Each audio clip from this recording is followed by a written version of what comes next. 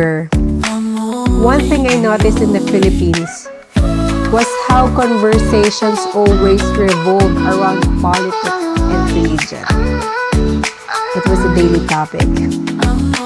And sadly, corruption was always part of the story. Hi guys! Welcome back to my channel. I hope you're all doing well. I'm Amori, a Filipina living in Amsterdam. Today, I want to make a wake-up call for all Filipinos back home in the Philippines. I know life there right now can feel chaotic, and sometimes we end up worrying about everyone else's problem instead of focusing on ourselves. If you're interested in this topic and want to hear more, just keep on watching. I know some of you will think that not all of you has a luck to go abroad. But if you focus on your dream, nothing is impossible. Every one of us has a luck, so I hope you have one. I have been living abroad for 11 years now. In that time, I've only gone back home twice. Deep inside, I know I'll always be Filipina by blood. But physically, mentally, emotionally, and spiritually, I've adapted so much to life in the Netherlands that sometimes I feel more Dutch than Filipino. When I first moved here, nothing was easy. The cold, the short daylight in winter, sometimes only 7 hours has sun. It was depressing. But then I realized I couldn't change the weather. What I could change was my mindset. So instead of focusing on negatives, I chose positivity. That choice made my everyday life lighter and easier. Adjusting also meant embracing the culture, the food, and independence. Abroad, you can't rely on family the way we do in the Philippines. You have to stand on your own, from your 2 feet. Life here requires strategy, focus, and most of important is resilience. The most importantly, I learned not to compare myself with others, but to focus on my own growth. When I was younger, one thing I noticed in the Philippines was how conversations always revolved around politics and religion. It was a daily topic. And sadly, corruption was always part of the story. I remember seeing a church pews marked with a donated by and politician's name. You know the pews? It was the big bench or a big wooden bench that people can sit. That's the pews, if you remember, guys. But that taxpayers' money, not personal generosity.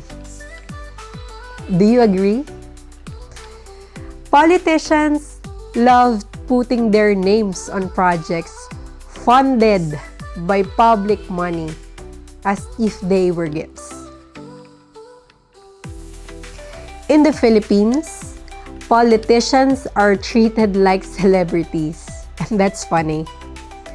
They have bodyguards, luxury cars, and influence, all funded by government resources.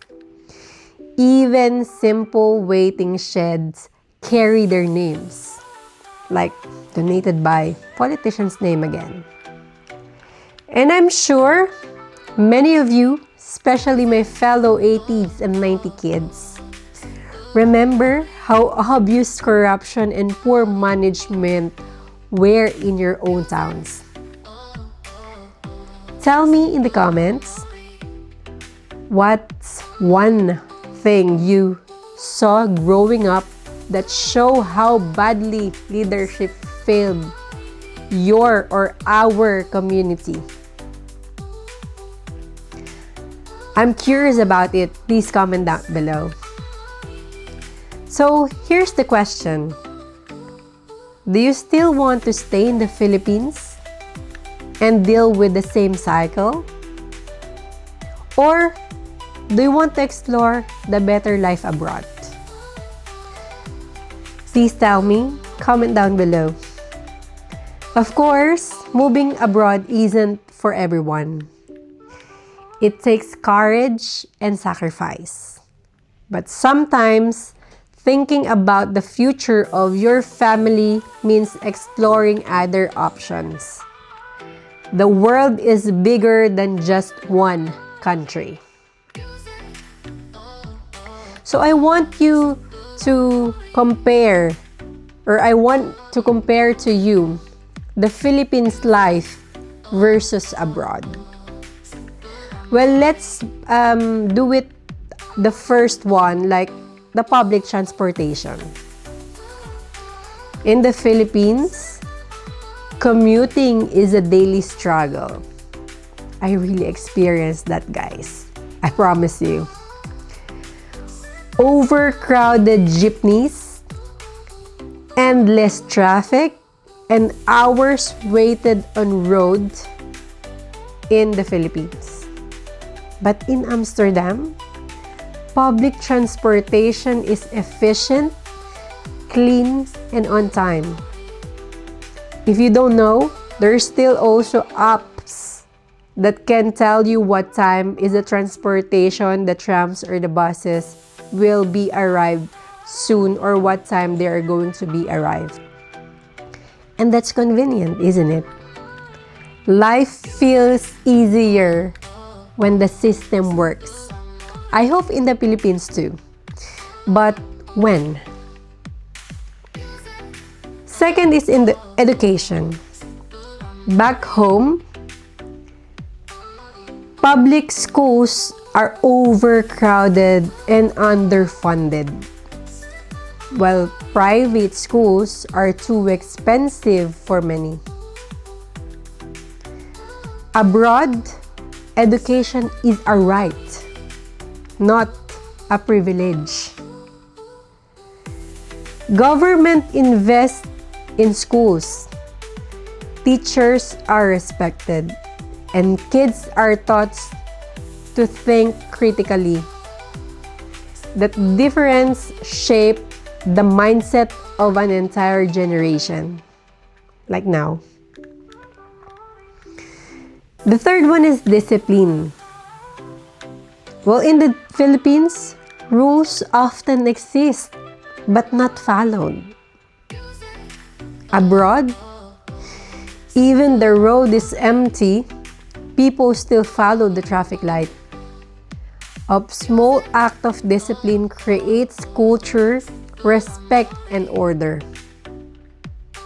At work, it is number 4. So, in the Philippines, salaries are low, hours are long, and often make palakasan matters, or someone you know inside of the office or in the management.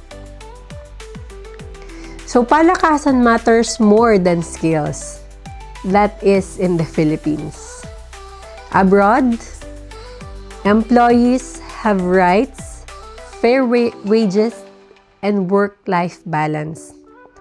Hard work is rewarded, not connections. These differences show why so many Filipinos like me chose to work and live abroad and chose to stay here forever. So let me be clear. I'm not here to put you down the Philippines. I love our country.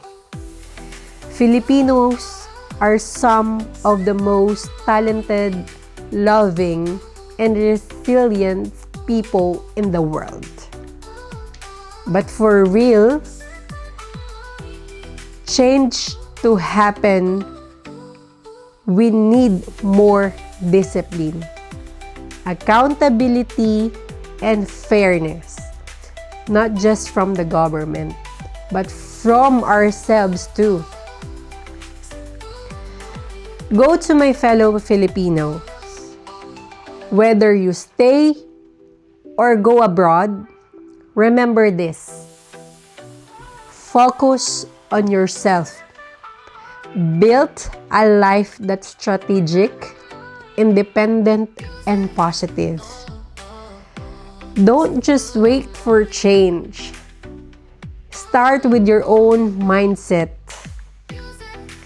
And please guys, don't forget this.